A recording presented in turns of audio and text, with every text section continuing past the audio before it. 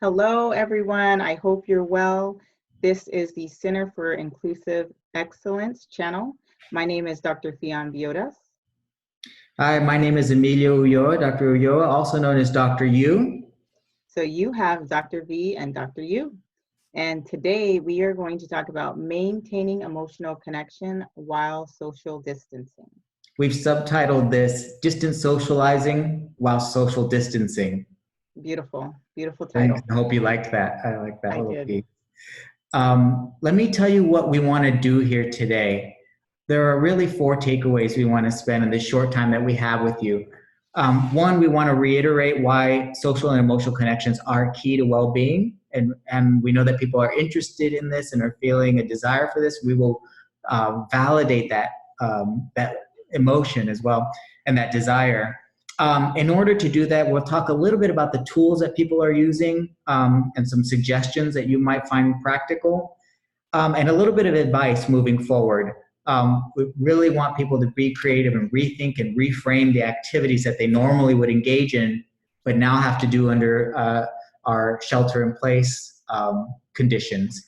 And then lastly, a little bit about how to think about approaching this that will actually serve to help us to, if not maintain social and emotional connections, perhaps even strengthen some of those social and emotional connections. That's great. And I know, Dr. Yu, the two of us are psychologists. We teach psychology classes, so it's natural for us to think about this emotional connection. But can you talk a bit about why it's so important to maintain this emotional connection while we're social distancing? Yeah, a lot of people might be feeling a range of emotions right now that we are disconnected from the people that we love. But not only that, we're disconnected from everyone. And as social beings, humans are really social animals. It's not only the way that we function as a society, but there's all this research that really keys us into how critical these social and emotional connections are to our well-being, to our mental health, and in a lot of ways, even to our physical well-being. So, if you're feeling a little blue, you're feeling a little anxious, part of the reason may be this lack of social and emotional connection. And it's natural, and we want to really try and find creative ways to get that back, even though we have to stay in our homes. That makes a lot of sense. And I know, I mean, you know this, we've known each other for years, so you know I'm not really into technology. I'm not on social media. I do know that. Um, so for people like me, can you just kind of break it down? What are some ways that I can stay connected through social media or technology? Yeah, and social media isn't the only way. In fact, if you think about the traditional ways people have used social media, it's actually not that social or emotionally connecting.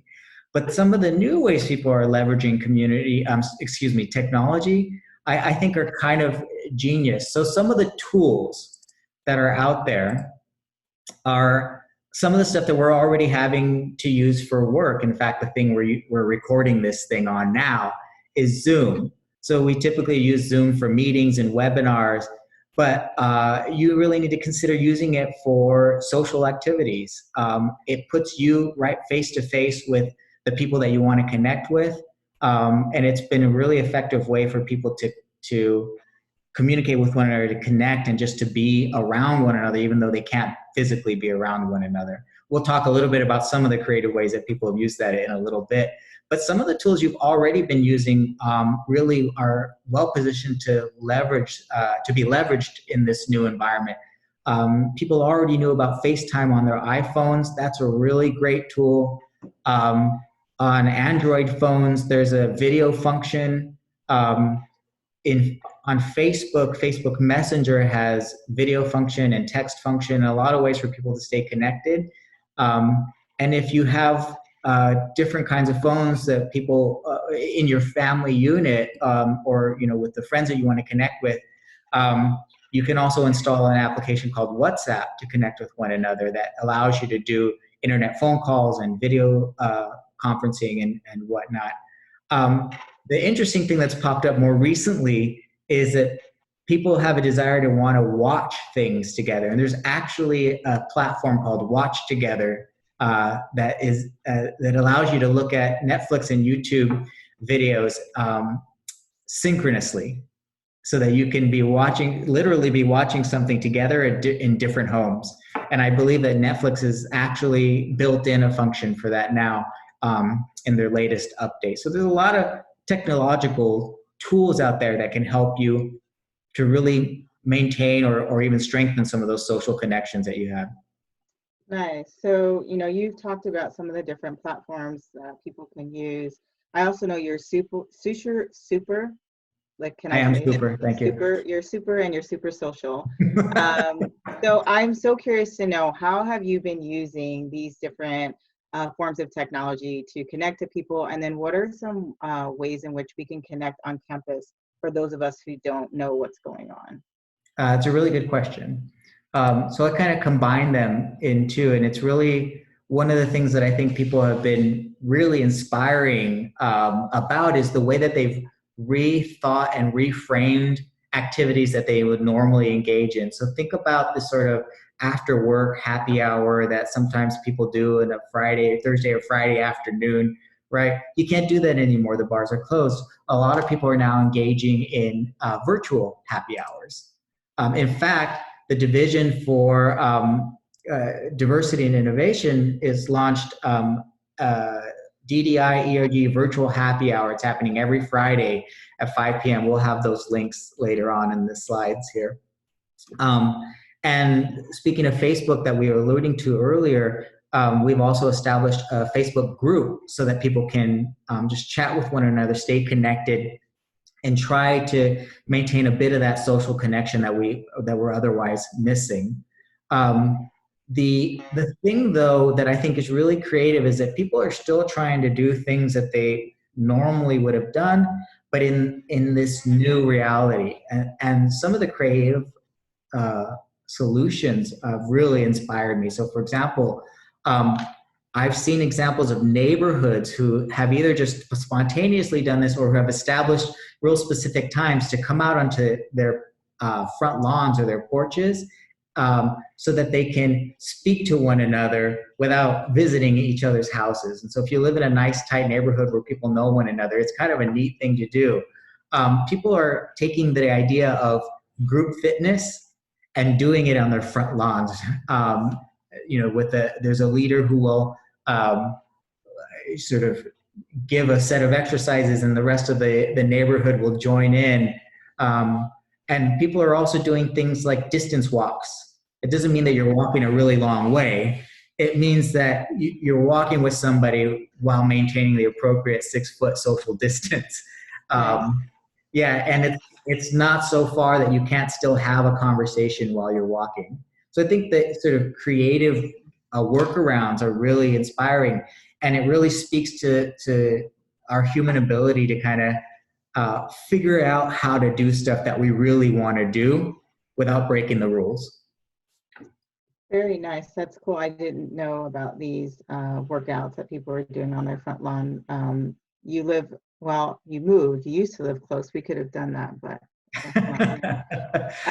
so what about, I'm pretty social, you're pretty social, but what about those people who just don't feel comfortable connecting and are kind of guarded, not really used to opening up and connecting with people? Do you have any sort of advice or suggestions for those people?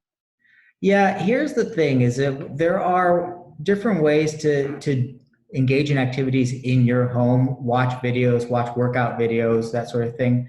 But one of the last messages that I think is really important here, if we really want to nurture our well-being and try to maintain those connections, I think this last slide really speaks to some advice that makes sense to me, and that's to do your best to try to be emotionally open. And what that means is be open to sharing. You have these sort of limited opportunities now, they're constrained, and you should be open to sharing with others how you're feeling, good or bad. Try and be a little bit more vulnerable than you normally would. People want to know how you're doing, And it's also a really good opportunity to be open with others about, you know, that you care about them, that you miss them, and that they are important to you in your lives. So just be emotionally open is one of the ways to really ensure that in this limited and constrained way that we're trying to be social, that we can make the most of those opportunities. That's great. I think it's a great message. And so, for those people who want to continue this conversation, because this was just the tip of the iceberg, we wanted to kind of get the conversation going. How can they do that? So we will be playing these again, but also are making these available, but also we'll be scheduling some discussion time around these. And they'll be listed on the DDI website. Right. So if you guys aren't familiar with our page, there'll be a list of different videos and different times that we are going to offer live conversations. So we hope that you join us. Yeah, and don't forget, we have the Facebook group, we have the DDI virtual happy hour, and DDI is generating a few more of these really quick, very practical resources in the form of videos. Well, thank you, and we hope to see you all soon.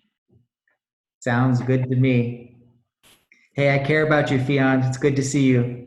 I care about you too, Dr. Yu. Good to see you.